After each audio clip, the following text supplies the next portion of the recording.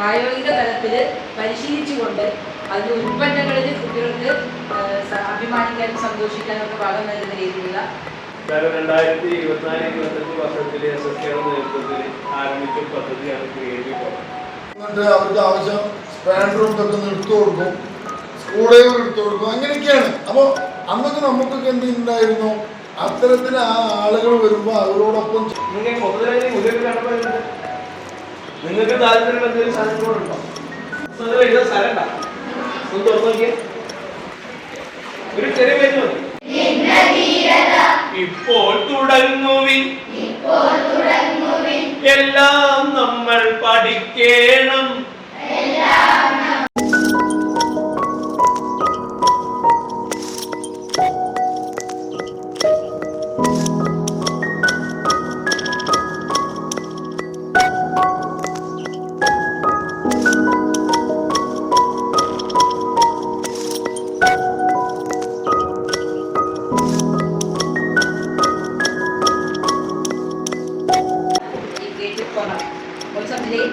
ഒരു സ്കൂളാണ് തിരഞ്ഞെടുത്തത്.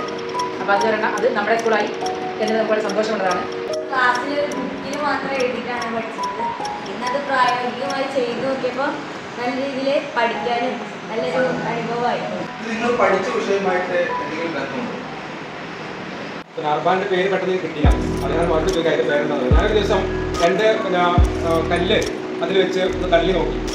അപ്പോൾ എൻ്റെ കയ്യിൽ വണ്ടി സൈഡിൽ പറയുക ചെയ്തത് അത് തുടക്കം കുറിക്കണം. കാരണം എന്താ വെച്ചാൽ ഇന്ന് തുടങ്ങിയിട്ടുള്ളൂ. ഈ കുറേ കാര്യം ചെയ്യാൻ വേണ്ടി പറ്റുന്ന കാര്യങ്ങളല്ലേ. അതെന്ന് വെച്ചാൽ ഭയങ്കര സംഭവം. അതായത് യൂസ് കൊണ്ടുവരുന്നതെന്താ നമ്മുടെ ആ ഒരു നമ്മളിങ്ങനെ പറഞ്ഞു പോകും അല്ലേ.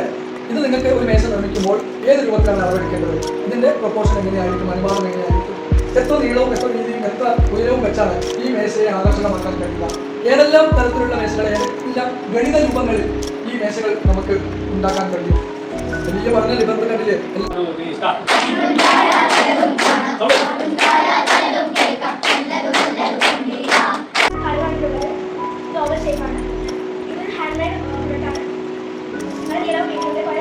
നാല് വ്യത്യസ്ത കലമുണ്ടല്ലോ, നാല് ടൈപ്പാണ്.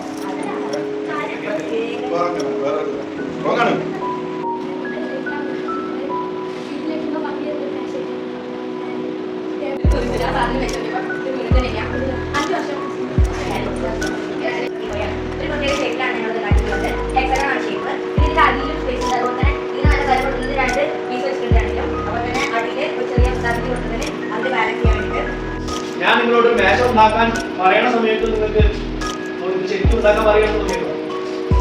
ആരൊക്കെ വരയ്ക്കുമ്പോൾ ആ ഒരു ഗൗരവത്തിലാണ് വരയ്ക്കുന്നത്. ഉണ്ടാക്കി കഴിഞ്ഞപ്പോൾ നിങ്ങൾക്ക് ആത്മവിശ്വാസം തോന്നുന്നു. നിങ്ങൾ ഉണ്ടാക്കിയിട്ട് തോന്നിച്ച് വരുന്നുണ്ടോ?